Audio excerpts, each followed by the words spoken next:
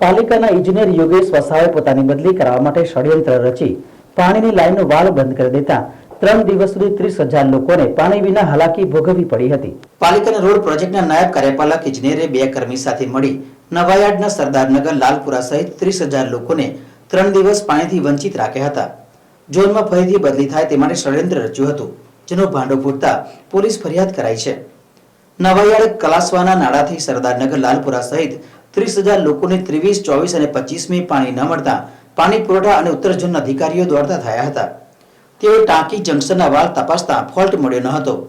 જૂના અધિકારી કર્મી મારફતે જાણવા મળ્યું હતું કે કલાસવાના નાળા પાસે મુખ્ય નાલિકાનો વાલ્વ ચેક કરવો જોઈએ, જેથી તેની ચકાસણી કરતા વાલ્વ બંધ હતો, જે ચાલુ કરતા પાણી મળ્યું હતું। આ અંગે સીસીટીવી ફૂટેજ તપાસતા મજૂર અને સુપરવાઇઝર સંજય માળીની શંકાસ્પદ ગતિવિધિ જોવા મળતા પૂછપરછ કરાઈ હતી। તેને કબૂલ્યું હતું કે યોગેશ વસાવાના કહેવાથી વાલ્વ બંધ કર્યો છે, જેથી ઉત્તર ઝોનના કાર્યપાલક ઇજનેર આલોક શાહે ફતેગંજ પોલીસ મથકે ફરિયાદ આપી છે, જેને લઈને આજે પાણી પુરવઠા અધિકારી ધાર્મિક દવે તેની પ્રતિક્રિયા આપી હતી। અગાઉ ગત 23 તારીખે ઓગસ્ટ મહિનાના 23 તારીખે સાંજના સમયે નવાયાર્ડ વિસ્તારની અંદર પાણી વિતરણ ન થવાની ફરિયાદ 24 તારીખે સવારના સ્થાનિક લોકો અને સ્થાનિક કાઉન્સિલર દ્વારા મળેલી હતી। આ બાબતમાં જે ત્યાંના ટીમ મેમ્બર્સ છે અને જે એન્જિનિયર્સ છે એમણે વિસ્તારમાં તપાસ કરી હતી કે પાણી કયા કારણસર નથી મળ્યા, એટલે એમણે જુદી જુદી જગ્યાના વાલ ઓપરેશન અને વાલ ચેક કર્યા હતા, જેમાં 24 તારીખનો દિવસ અને 25 તારીખનો દિવસ 2 દિવસ સુધી સતત વિસ્તારમાં કાર્યવાહી કરવામાં આવેલી હતી, જેમાં જે વ્યવસ્થા છે ને જે વાલ જંક્શનિંગ હોય એ બધા યોગ્ય વ્યવસ્થામાં હતા, એટલે ફોલ્ટ મળી આવતો ન હતો। 25 તારીખે સાંજે નવાયાર્ડ જે નાળું છે એ નાળા પર એક વાલ જે જમીનની નીચે છે, મેઇન લાઇન ઉપર છે, ડિલિવર લાઇન ઉપર, એ વાલ પાસે તાજેતરમાં ખોદકામ થયેલા હોવાનું ધ્યાને આવેલું હતું। એ બાબતને ધ્યાનમાં રાખીને 26 તારીખના સવારે ત્યાં આગળ જેસીબી દ્વારા ટીમે ખોદકામ કરાવ્યું, જે દરમિયાન મુખ્ય નળીકરનો જે વાલ છે તે સદંતર બંધ હાલતમાં જણાઈ આવેલો હતો। આ વાલ્વને ઓપરેટ કરતા વિસ્તારને પૂરેપૂરું પાણી પૂરતી માત્રામાં મળી આવ્યું હતું। આથી પાણી પુરવઠા વિભાગ વિતરણની જે ટીમ છે એને શંકા ગઈ હતી કે જમીનની નીચેથી આ રીતે વાલ જે છે સદંતર બંધ જો છે તો કોઈના દ્વારા છેડછાડ કરવામાં આવેલી છે।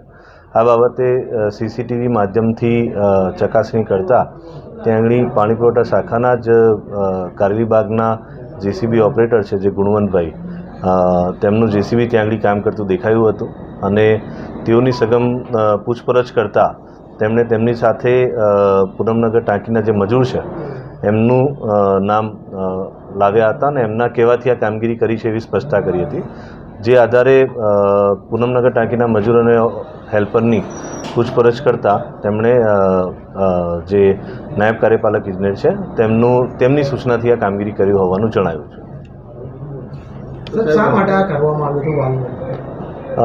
એ તો તપાસ દરમિયાન ખ્યાલ આવશે। હાલમાં તો એ લોકોએ જે સ્વીકાર્યું છે અને જે કબૂલ્યું છે એમણે કહ્યું છે કે મને આ એન્જિનિયરે વાલ્વ બંધ કરવા માટે સૂચના આપી હતી।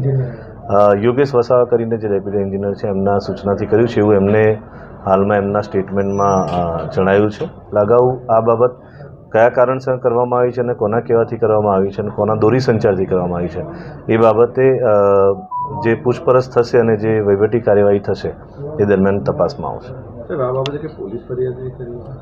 હા, બિલકુલથી લોકોને પાણી નથી મળ્યું અને આવશ્યક સેવાથી લોકો વંચિત રહ્યા છે। સાથે 3 દિવસ સુધી પાણી પુરવઠા વિતરણની ટીમ જે સતત જેમના વિસ્તાર હોય એમાં તેઓનું કામ છે જે ટાંકીઓ છે તેના પરથી પ્રોપર ડિસ્ટ્રીબ્યુશન કરાવવાનું અને કોન્ટામિનેશનની કામગીરી અને અન્યની જે ખાતાની ફાળવણી કામગીરી છે કરવાની હોય। આ મુખ્ય કામગીરી એમની ડિસ્ટર્બ થઈ અને એમને વિસ્તારમાં 3 દિવસ સુધી પૂછપરછ અને તપાસ કરવી પડી, એટલે એમાં એમનો સમયનો પણ વ્યય થયો છે અને લોકોને પાણી નથી મળ્યું, સરકારી મિલકત સાથે છેડછાડ થઈ છે। આ બાબતને લઈને પોલીસને ફરિયાદ કરવામાં આવી છે।